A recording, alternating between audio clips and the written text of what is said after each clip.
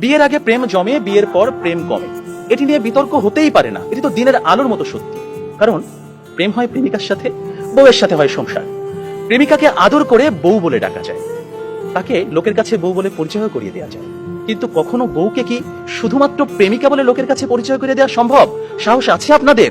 সর্বনাশ হয়ে যাবে, ভাত বন্ধ হয়ে যাবে। সুতরাং বিয়ে নামক একটি ঘটনার পর প্রেমিকাই থাকে না।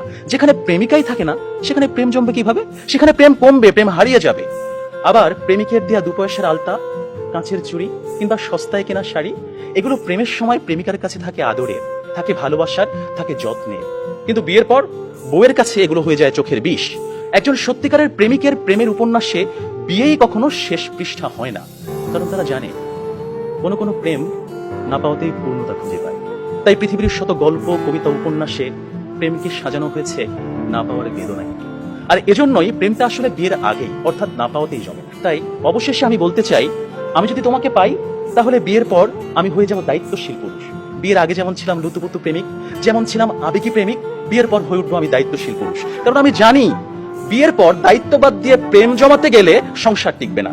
আমি পুরুষ, আমি রাখবো তোমায় বাহুডোরে, কখনো ভালোবাসার আদরে, আবেগী প্রেমিক হয়ে, কখনো বা স্বামীর দায়িত্বে। যেভাবে কবি বলেছেন, সাজিয়ে গুছিয়ে তবুও ঠিক কাব্য করে বলা গেল না, এজন্ম তো কেটেই গেল অসম্ভবের অসঙ্গতে। পরের জন্মে বয়স যখন 16ই সঠিক, আমরা তখন প্রেমে পড়ব। একজন প্রেমিকের থাকে দেখা না পাওয়ার কষ্ট, থাকে হৃদয়ের উত্তাল আবেগ।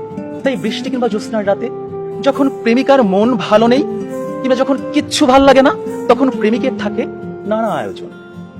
মেসেঞ্জার কিংবা হোয়াটসঅ্যাপের ভিডিও কল থাকে উত্তাল। আমার জান, আমার জানটুস, আমার ময়না, আমার টিয়া, আমার হেটুস, তাকে কত রকমের সম্বোধন। রাত গভীর হয়, ওরা জেগে থাকে। শহর ঘুমিয়ে যায়, ওরা ঘুমায় না। ওদের কণ্ঠে থাকে গান, বুকে থাকে ছন্দ। কমলাবরণ মুক্তি তোমার, চাঁদের মতন হাসি, সত্যি করে বলছি আমি তোমায় ভালোবাসি।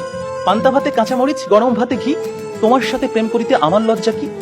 অথচ বিয়ের পর হাজারো হিসেবের ভিড়ে পদ্য, কবিতা, ছন্দ সব যায় উড়ে। আপনারাই বলুন, এইভাবে কি কখনো প্রেম জমে? বিয়ে নামক একটা ঠুনকো শব্দ কখনোই কিন্তু প্রেমের বিশালতায় বাধা হতে পারে না। বরং প্রেম হচ্ছে সেই অস্তিত্ব যেখানে প্রেমিক মন জানে জন্ম জন্মান্তরে তুমি আমার। তোমার সাথে আমার বিয়ে হোক আর না হোক, তুমি আমারই ছিলে, আমারই থাকবে। হুমায়ুন আহমেদ বলেছেন, যে প্রেম যত গোপন, সেই প্রেম তত গভীর। কোনো এক বসন্তের বিকেলে সবাইকে ফাঁকি দিয়ে দুজনে 2 টাকার বাদাম, 1 ঠোঙ্গা ঝালমুড়ি, কিংবা কোনো একটা নির্জন কফি শপে 2 কাপ কফি, বুকে দুরু দুরু ভয়, কফির ধোঁয়ায় ধোঁয়ায় প্রেম জমে।